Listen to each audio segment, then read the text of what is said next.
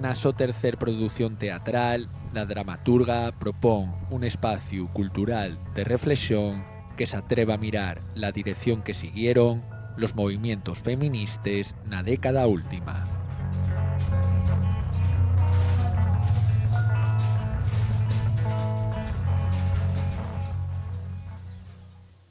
Eurolíder Feminista es la cuarta producción de nuestra productora, Palomica Yoca Producciones, y es el salto que damos al gran formato, ¿no? De las producciones anteriores pues ha sido mediano formato y esta vez ya sí somos un equipo de 15 personas y es un espectáculo multidisciplinar que incorpora al teatro de texto y la música en vivo, que ya son disciplinas con las que siempre estamos acostumbradas a trabajar.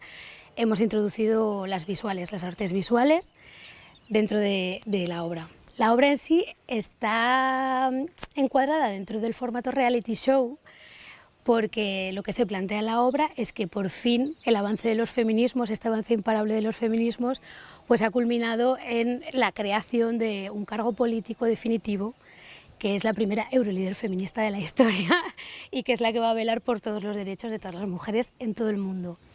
Entonces, en esta situación, la obra trata de ese evento político, que es un reality donde se difumina la política y el entretenimiento, pues de ahí va a salir esta primera mujer, este primer cargo político, ¿no? Pero para conseguirlo pues tienen que pasar pruebas. Ellas tres están compitiendo dentro del concurso para ser este primer cargo político.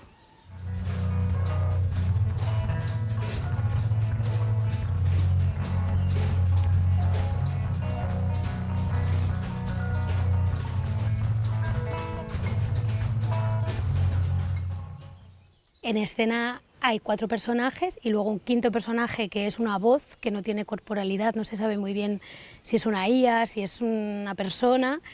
Y estos otros 4 personajes, 3 son las concursantes que están compitiendo por ser la primera Eurolíder feminista y el cuarto personaje es Bob Esponja, que es la azafata de este evento político. Ha sido contratado Bob Esponja como azafata.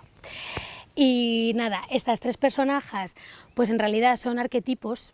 Son personajes un poco forzados, ¿no? Que bien podrían ser casi bufonas, pero no.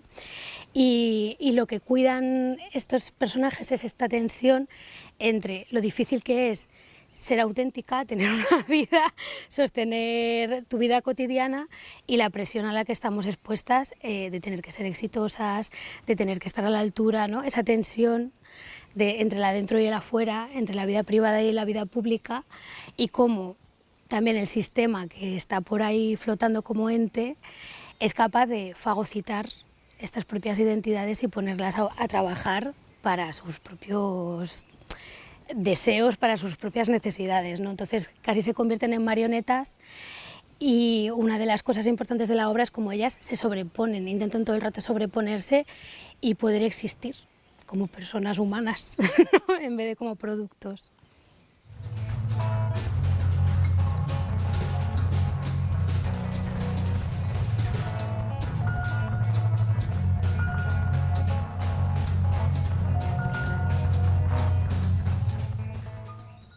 La obra sucede en un futuro no muy lejano y el lugar donde transcurre este evento político es en el Palacio de las Cortes Generales de Madrid, ¿no?